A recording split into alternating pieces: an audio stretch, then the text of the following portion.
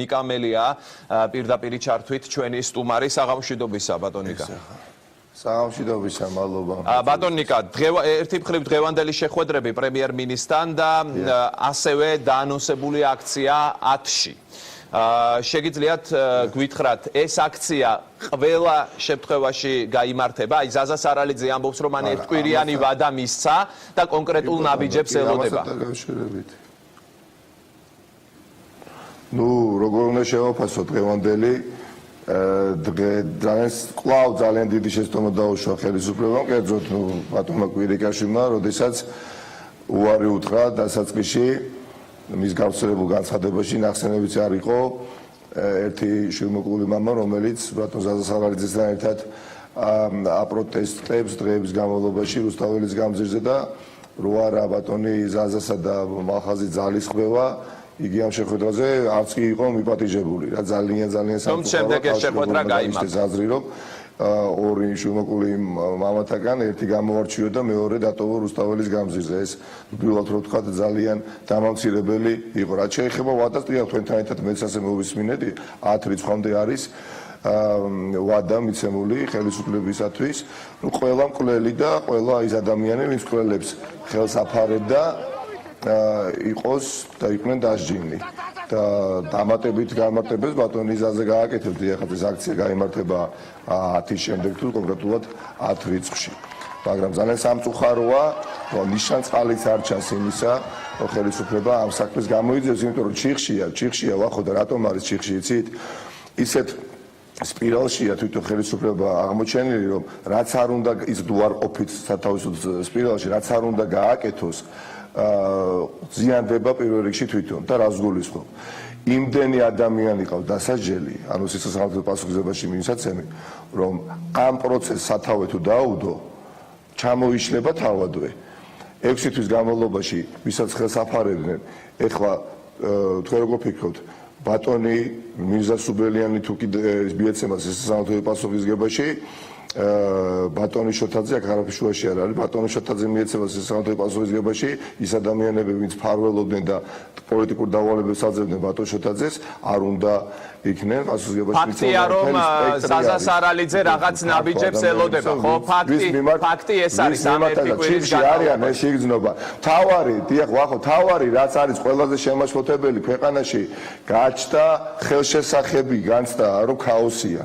ხელშესახები ვერ მართავს, ხელისუფლება პროცესებს ვერ მართავს. მეტიც თუ კი რამეს აკეთებს, უპირისპირებს ამ შვილმოკლულ მამებს კონტრაქციებს, რაც ჩვენ გუშინ ვიხილეთ. ძალიან სამწუხარო ფაქტია, ხო? და დისკრედიტაციით არის დაკავებული როგორც ბატონი სარალიძესი, ასევე ბატონი მაჩალიკაშვილით. აცნობიერებს, არავინ არ ვთქვათ, რომ ხელისუფლება ვერ ხდება ძალიან დიდ კრიზისშია. დიახაც, მან იცის, მაგრამ ის ხდება, რომ ეს პროცესი თუ განავითარა რამდენიმე ადამიანის დაჟისა, უფრო გაურმავდება კრიზისი და არიან აი ესეთ ასე ვთქვათ უშენიერ სტატუს quo შეინარჩუნონ და გათვლა ჰქონდეთ, რომ იქნებ დაიღალნონ შვილმოკლული მამები და რაღაცნაირად თავისი ჩაწყნარდეს, მაგრამ არ ჩანს ამ პროცესს ბოლო არ უჩანს, მანამ სანამ არ მიეცემა ყველა პასუხისმგებაში და ეს არის ძირითადი მოთხოვნა უკანასკნელების გამო. კი ბატონო, პარალელურად მიმდინარეობს კიდევ ორი საკითხის შესახებ მსჯელობა, ეს არის საგამოძიებო კომისია პარლამენტში, რომელსაც ევროპული საქართველოს წარმომადგენელი უხელმძღვანელებს და მთავარი პროკურორის საკითხი. მოდი დავიწყოთ საგამოძიებო კომისიაზე, რომელსაც არ იწონებს, ასე ვთქვათ, ნაციონალური მოძრაობა, ხო და ამას თქვენ საყვედურებენ. ვილათ ვთქვათ სკეპტიც დიახ, აი რატომ არის ეს სკეპტიციზმი? საგამოძიებო კომისია თქვენ შესაძლოა მიგაჩნდეთ, რომ არაფერს მატებს ამ პროცესს, მაგრამ ხელის შემშლელია რაიმეში? თუ ვინმეს ჯერა, რომ ქალბატონი ბესელია და მისი კოლეგები ქართული ოცნებიდან პასუხისმგებაში მიცემენ პოლიტიკურ ხელმძღვანელებს და პოლიტიკური თანამდებობის პირებს, რომელთა გვარები ფიგურირებს ამ საქმის გარშემო, კი ბატონო, ამ უსაფუძო დავაში არ შევა. მე პირდაპირ გეტყვით, რომ ამის არანაირი შანსი არ არსებობს. ამიტომ მაგრამ უმრავლესობა აქვს უმცირესობას ამ კომისიაში, ბატონ ნიკა, თავმჯდომარე არის უმცირესობის კარგით, გასაგები 6 თვის განმავლობაში, კარგით, ერთია რომ ყველა მტკიცებულება არის გამქრალი და არ არსებობს და შეუძლებელია ამ ყველაფრის გამოძიება, არ არსებობს მტკიცებულებები გაანადგურეს და მეორეა კი ბატონო, ეხა ოპონენტები ამბობენ რომ გასაგები აი ვინ გაანადგურა, ამას გამოვიძიებთ და აგერ ბატონო ნახავთ, მომავალი გვაჩვენებს ყველაფერს. ძალიან სკეპტიკურად ვარ განწყობილი. არ არსებობს ხელისუფლება საკუთარ თავს თავისი ხელით განაჩენს არ გამოუტანს ბიძინა ივანიშვილი საგამოძიებო კომისიის დასმაში არ ჩაწერსო ჩემი ხელისუფლება არის დანაშაულებრივი. არ ჩაწერს ამას და თუ ვინმე ვჯერა ეს არც შევალ ამ დავაში. ნახეთ ერთი რამ მართლაც ძალიან საინტერესო შეიძლება იყოს ადამიანები რომელთა მიმართ შეკითხვებია რომელთაც დაიბარებენ ამ კომისიაზე, ახსნა განმარტებები იქნება, არასრულწლოვანების თემაა, მაგრამ ეს ფორმატიც არ ვიცი ჯერჯერობით არასრულწლოვანების თემაა, მაგრამ შესაძლოა რომ რაღაც ნაწილი ღიაც იყოს. ხო, ანუ ეს საზოგადოებისთვის შეიძლება ძალიან საინტერესო გამოდგეს. რატომ ვიწინასწარმეტყველოთ, ვახო? მე პირადად ვეკითხებით, ჩემს მოსაზრებას ვამბობ, რომ შეუძლებელია ამ კომისიის ფარგლებში ნათელი მოეფინოს მაგალითად აი კერძოდ ზაზასარალიძეს ოჯახის ტრაგედიას. კარგით, კიდევ ერთი საკითხი არ დაჯის. არ მოუდგენელია ეს 6 თვე, უკანასკნელი 6 თვის განმავლობაში ხელისუფლებამ რაც აკეთა და რა დანაშაულზე ჩაიდინა, ეხლა თვითონ ხელისუფლება ამას აღიარებს, ელემენტარულს არ აღიარებს, რომ ლარი რო გაუფასურდა ის მისი ბრალეულობა, ელემენტარულს არ აღიარებდა. ხო, ყველაფერში განტევების სხვაგან ეძებდა და ყოველთვის ოპონენტებს აბრალებდა ნაციონალურ მოძრაობას ძირითადად და სხვა ასე თქვა პირთა წრეს მიდგებოდა და ეხლა როგორ ფიქრობთ საკუთარ თავს ეს პირთა წრე ვიწროკრანული მმართველობა ივანიშვილის გარშემო არ გამოუტანს განაჩენი და გამოუტანოს ბატონიკა რა შეეხება მთავარი პროკურორის საკითხს რა შეეხება მთავარი პროკურორის საკითხს რა აქტიურობას აპირებთ აქ რა შეიძლება შეცვალოს ხელმა ამ პროცესმა მთავარ პროკურორთან დაკავშირებით მაინც მოდით ყველაფერს თავისი სახელი დავარქვათ ეხა არანაირ ამ პროცესს რას არქმევენ რომ ნეიტრალური პირი შესთავაზა ევროპული საქართველოს თავმჯდომარე დათო ბაქრაძემ აი რა მდგომარეობაში ვარ წარმოიდგინეთ ევროპული საქართველოს თავმჯდომარე დათო ბაქრაძემ რეალურად გამოთქვა სურვილი რომ იგი შესულიყო კოალიციაში ქართულ ოცნებასთან ანუ წარადგინა მეორე პარტიის თავმჯდომარე პოლიტიკური პარტიის თავმჯდომარე დათო ბაქრაძემ თქვა რომ ბატონი შალვა შავგულიძე მეორე თავისუფალი დემოკრატების პარტიის თავმჯდომარე არის ჩვენი პოლიტიკური პარტნიორი და ამიტომ ჩვენ წარვადგეთ მის კანდიდატურას. ეს რას ნიშნავს? არა, ევროპულმა საქართველოს კოალიციაში შესვლას არ ნიშნავს, ვაპატიეთ.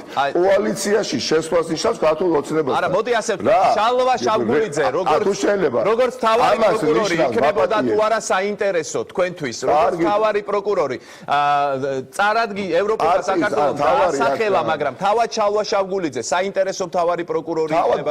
პირადად ბატონი შალვა შავგულიძეს მივიღოთ, როგორც ადამიანის მიმართ ნამდვილად ეხა ძალიან ზედაპირული ურთიერთობა მაქვს სხვადასხვა ფორმატში რამდენიმე შეხვედრაზე მქონია მასთან ურთიერთობის შესაძლებლობა და ნამდვილად არა უარყოფითად განწყობილი მაგრამ აპატიეთ არის პოლიტიკური პარტიის თავმჯდომარე და პოლიტიკური პარტიის დამჩარო და ძალიან დაუყოვნებელი სურვილი აქვს რომ იყოს რეალურად კაბინეტის წევრობა მინდაო ნუ ეხა კარგით ეხა რა იუსტიციის მინისტრად დაინიშნოს ეხა და რა გენერალური პროკურორად ეხა კოალიცია არ ქვია ამას პარტიის ეხა წარმოიდგინეთ რომ გამოსულიყო ვიღაცა და ეთქვათ რომ აი ნიკა მელია ნაციონალური მოძრაობის რაღაცა და რაღაცა პოლიტიკური საბჭოს თავმჯდომარე დავნიშნოთ არ დათანხმდებოდით ბატონო ნიკა მთავარ პროკურორობას თქვენი პარტიის წარმომადგენელი რომ მთავარი პროკურორი გახდეს არ დათანხმდებოდით კოალიციაში შესვლას ნიშნავს ვახო ეს არ მოვაწყვილოთ საზოგადოება იქნებ ნიშნავს იმას რომ ხელისუფლებას გამოაცოლა ძალიან მნიშვნელოვანი თანამდებობა ბატონ შავგულიძეს აქ უნდა ყოფილიყო ნეიტრალური ადამიანი რომელიც სარგებლობს ანუ პოლიტიკური სიმძიმისგან თავისუფალი პარტიული უпростоრეთ სიმძიმისგან თავისუფალი ადამიანი რომელსაც ექნებოდა ძალიან დიდი მხარდაჭერა და არა აქვს ამ შემთხვევაში ბატონ შალვა შავგულიძეს ასეთი მხარდაჭერა და ამას თუ თავი დავანებოთ რეალურად ეს ნიშნავს კოალიციის გაკეთებას ქართულ ოცნებასთან ხახნო ამას ეხა გამოცდილი და ამას ეხა დათო ბაქრაძე ვერ ხვდება დავიჯერო და დაასახელეთ თქვენ არის კანდიდატი, რომელიც შეიძლება მოგწონდეთ. ანუ პროცესში არაპირებთ საერთოდ. არის, რა თქმა უნდა, არის, რა თქმა უნდა, სხვადასხვა მოსაზრებები, სხვადასხვა პოლიტიკურ პარტიებთან, როდესაც ამაზე ვსჯელობთ, არა, ამას ეხლა ვიგიდასურებთ. მაგრამ, ნუ თუ ეს არ არის ძალიან როგორ გითხრათ, ეხლა უცნაური მოვლენა, როდესაც ერთი პოლიტიკური პარტიის თავმჯდომარე, მეორე ოპოზიციური პოლიტიკური პარტიის თავმჯდომარეს წარადგენს გენერალ პროკურორის თანამდებობაზე და მის კანდიდატურას ასახელებს. უნდა თქვა, დავარქვათ, კი ბატონო, სახელი კოალიციაში შედიოდა, კი ბატონო, ბატონიკა, ნახეთ რამე ბატონ შავასაგურდესთან არანაირი პრეტენზია არ გიწიათ, რომ სხვა კუთხით შეხედოთ ამ საკითხს, მაგალითად, როდესაც ოპოზიციონერი პოლიტიკოსი ხდება თავარი პროკურორი, ნიშნავს თუ არა ეს იმას, რომ ძალიან სერიოზული ცვლილებები შეიძლება ამას მოყვეს, თუ კი ეს მართლა ასე მოხდა. და ჯერერთიც, ჯერერთიც დამიჯერეთ, ეხლა თუ ქართულ ოცნებასთან მართლა არ არის ის გადაწყვეტილება მიღებული, რომ მოდით ეხლა ეს სცენარი გავითამაშოთ, ნულოვანია შანსი, რომ ბატონი შავგულიძე გენერალურ პროკურორად დაინიშნოს. ნულოვანია, ეხლა ესეც ჩვენ ხო ამ პროცესებში აქტიურად ვართ ჩართულები ყველანი ერთად, ხო, მეც, თქვენ და ყველა ეს ადამიანები, ვინც მინიმუმ თვალყურს ადევნებს ქართულ პოლიტიკას. შეუძლებელი არის, ხახო, როგორ ფიქრობთ, ეხლა ბატონი შავგულიძე პროკურატურაში, სადაც ყველა უგუნური საკითხი წყდება, ყველა ანტისახელმწიფოებრივი, დანაშაულებრივი რა არ გაკეთებულა, ამის საშუალებას ამაზე დგას დღევანდელი ხელისუფლება. ამაზე დგას პროკურატურაზე და სახელმწიფო უსაფრთხოების სამსახურზე, სადაც ბიზინა ივანიშვილს ყავს საკუთარი მაშ ბატონიკა, რა შეიძლება რა დათმობებზე შეიძლება წაიყვანოს ოპოზიციამ ხელისუფლება ამ ვითარებაში? უდიდესი დიახაც, უნდა შეირჩეს ყველასათვის თუ არა აბსოლუტური უმრავლესობისათვის მისაღები კანდიდატი და ამ კანდიდატის გარშემო უნდა გაერთიანდეს რაც შეიძლება მეტი სუბიექტი, იქნება პოლიტიკური და სხვადასხვა საზოგადოებრივი ჯგუფები. აქ შესაძლებელია ხელისუფლება ვაიძულოთ, რომ გადადგას ის საბჭი, რომელიც მას არ უნდა. მაგრამ პირდაპირ გეუბნებით, ეხლა შალვა შავგულიძე რომ დაინიშნოს გენერალურ პროკურორად, პირველი ჩემი განცხადება იქნება, რომ შალვა შავგულიძე და დათო ბაქრაძე შევიდე კოალიციაში ქართულ ოცნებასთან. ამას ეხლა გეუბნებით, მე ვიტყვი. იმიტომ ეს ესე იქნება. ბატონიკა, ვიდრე აი ეს ასე ვთქვათ, აზრთა სხვადასხვაობა ოპოზიციურ სპექტრში, ხომ არ მოხდება ისე, რომ იმ გზით წავა ხელისუფლება, როგორც მაგალითად ჩოთაძე დაინიშნა მთავარ პროკურორად, ხო, თავის დროზე. აი ამ კინკლაობაში ეს ხო არ მოხდება საბოლოო ჯამში. უკანასკნელი დღეები გახდათ ლაკმუსის ქაღალდი და ყველამ დავინახეთ, რომ ამ ქვეყანაში არ არსებობს მართვის ცენტრი, არ არსებობს კრიზისი, ქუჩაშია გადმოსული, დედაქალაქის სხვადასხვა რაიონებშია ის საკითხები და ის პრობლემები, რომელიც კაბინეტებში უნდა გადაწყვეტილიყო და გადაეწყვიტა პროკურორს, გადაეწყვიტა მინისტრს, ვერ გადაწყვიტეს და გადმოვიდა ქუჩაში. მე გუშინაც ვკიდა დღესაც გავიმეორებ, რომელ შვილმოკლ მამას სიამოვნებს კარავში ცხოვრება დღეების განმავლობაში. ეს ადამიანები ხომ მეც არაფერს არ ეთხოვენ, გარდა იმისა, რომ საკუთარი შვილის ყველები დაისაჯონ და ადამიანები, ვინც აფარებდა ხელს ამ ყველებს და უამრავი მტკიცებულება არსებობს. აბა რა გამოიწვია ეს საყოველთაო მღელვარება ამ ხალხში?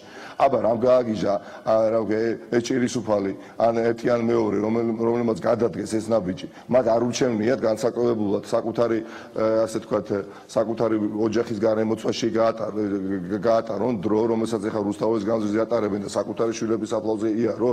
წარმოუდგენელი რამა და რას დაუპირისპირეს ხელისუფლებამ, რა დაუპირისპირა დისკრედიტაცია, შავი პროპაგანდა, ბატონო, რაღაცა კონტრაქციების გამართვა, ცილიწამება, რომ ერთს დააბრალეს ნაციონალური მოძრაობის აქტივისტობა, მეორეს დააბრალეს პოლიტიკური ანგაჟირებით განჟღეთილ პოზიციაზე დგომა და ასე შემდეგ გამოკვეთეს ბატონი კუპრავა, არ დააბრალა სახელმწიფო უსაფრთხოების სამსახურმა ბატონი კუპრავა, რომელიც გახავთ ოჯახის წევრი ზაზა სარალიძეს, წარმოიდგინეთ ზაზა სარალიძეს შვილი მოუკლეს 1 დეკემბერს და 1 დეკემბრიდან არის მის გვერდში და ადვოკატი იყო ოჯახის და იყო რეალურად ჩართული გამოძიებაში, რაც კი ზედაპირზე ამოვიდა, ყველაფერი ზვიად კუპრავას გასაგებია ზვიად კუპრავას ჩვენ ცოტა ხანში ჩავთვალთ ქუშდაპირეთ დაასრულეთ უნდა დაგემშვიდობოთ დავასრულებ წარმოვიდგინეთ სადა ვინმე თუ იტყვის 1 დეკემბერს ზვიად კუპრავამ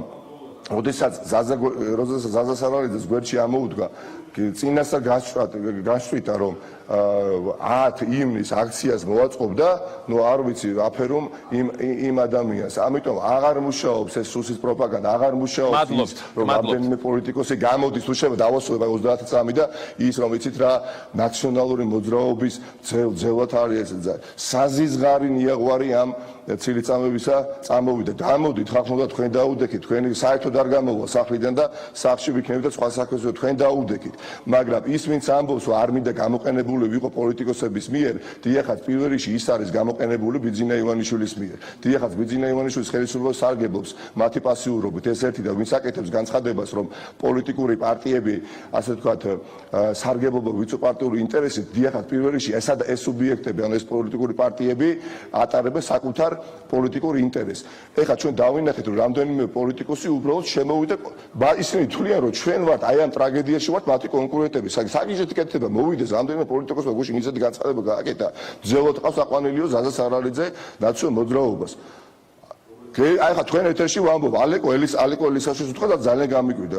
მოვიდეს ალეკო ელისაშვილი დაუდგეს გვერდში ზაზა სარალიძეს ბოლომდე და პირობას ვიძლევი რუსთაველის გამზეზე მე ნიკა მელიას ძალიან დიდი ხანი საერთოდ ვერ ვნახავთ. საერთოდ ვერ ვნახავთ. რაღაცა საზღვარი ხო აქვს ახლა, რაღაცა საზღვარი ხო აქვს. თქვენი თავი წარმოვიდგინეთ ზაზასა და ბატონი მალხაზის მდგომარეობაში რა. არ აინტერესებს ამ ადამიანს პოლიტიკასა და პოლიტიკური პარტიები და დღესაც თქვა საზოგადოებას მოუწოდა გაერთიანებისკენ და პოლიტიკოსებიც არის საზოგადოების წევრები და დღესაც ვამბობ არ მაინტერესებს ამ შემთხვევაში არც ერთი პოლიტიკური პარტია პირველ რიგში ნაციონალური მოძრაობაც. მართლაც ბოდიში უნდა გავიმეორო მიმიფურთხებია ყველა პოლიტიკური პარტიისთვის, სადაც ორი შვილმოკლული მამა. კარგით, გასაგებია. დიდი მადლობა, უნდა დაგემშვიდობოთ ბატონო. არა, უნამუსობაა, როდესაც პოლიტიკოსები ჩასაფრებული პოზიციებიდან საუბრობენ ამას. მადლობა.